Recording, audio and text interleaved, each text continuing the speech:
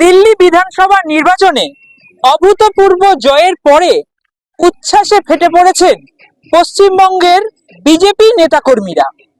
জেলা থেকে শহরে চলছে তার উদযাপন। কোথাও মিষ্টি খাইয়ে, কোথাও আবির খেলে চলছে উৎসব। আর সব জায়গাতেই উঠছে বাংলা দখলের ডাক। আর তারই মধ্যে 2026-এর নির্বাচনে নিজেদের নতুন স্লোগান ঘোষণা করে দিল বিজেপি। শনিবার দুপুরে সোশ্যাল মিডিয়ায় পোস্ট করা হয়েছে সেই স্লোগান।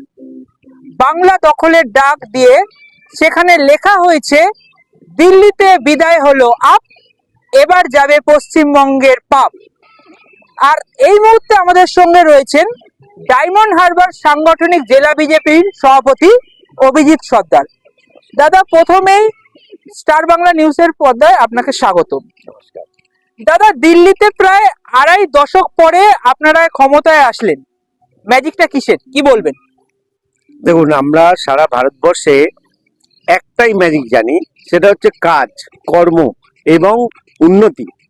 যেই কালচারটা টোটালি এর আগের যতগুলো গভর্নমেন্ট যেভাবে এসেছিল, প্রত্যেকেই কিন্তু কাজটাকে সেকেন্ডারি করে প্রাইমারিলি কিভাবে টোপ দিয়ে মানুষকে বোকা বানিয়ে পরবর্তী সময় ক্ষমতা ধরে রাখা যায় এবং জনগণের সম্পত্তি লুট করে নিজেদের সম্পত্তি বানানো যায়, সেই চেষ্টা করে আছে।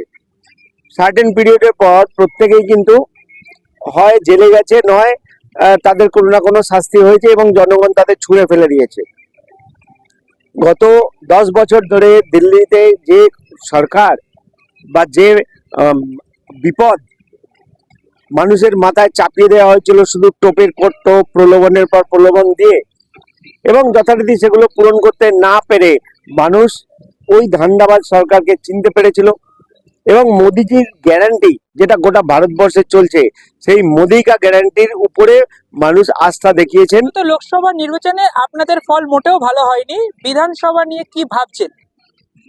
ফল ভালো হয়নি কথাটা ভুল, মানে সঠিক বলবো না। কেন?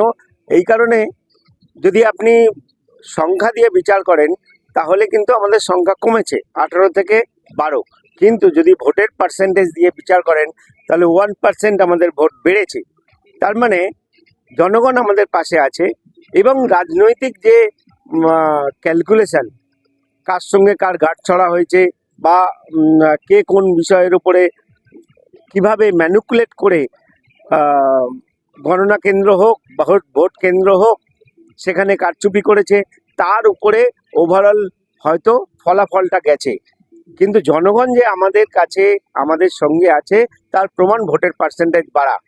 এবং শুধুমাত্র আমাদের মাননীয় নেতারা বলেছেন, সুকান্ত দাস, শুভেন্দু দা বলেছেন যে আর 4% ভোট আমাদের দরকার। মানুষ এই 4% যদি আমরা ভোট পাই তাহলে মানুষের এই রায় আগামী 26-এ আমাদের ক্ষমতায় আনবে এবং এই দুর্বৃত্তের দল তৃণমূলকে অবশ্যই আমরা ক্ষমতাচ্যুত করে বাংলার মানুষকে স্বচ্ছ এবং সুন্দর পরিষেবা দিতে বদ্ধপরিকর থাকবো। তাহলে দাদা, মহিলারা কি নিরাপত্তাহীনতায় ভুগছেন, এই প্রশ্ন রাখছেন? নিরাপত্তাহীনতায় না, নিরাপত্তায় নেই বললেই চলে। যদি আপনি কম করে দেখেন সেটা তো একটা তবু আছে বলে মনে হবে। নেই, মহিলাদের কোনো নিরাপত্তা কোনো জায়গায় পাবেন না। আমাদের এই ডায়মন্ড হারবারে দেখুন, কোথাও কোনো জায়গায় মহিলা নিরাপদ না।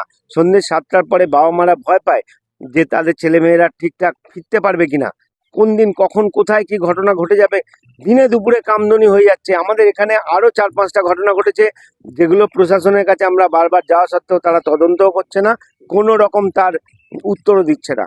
এমনকি বয়স্ক মহিলা, তাদেরও ছাড়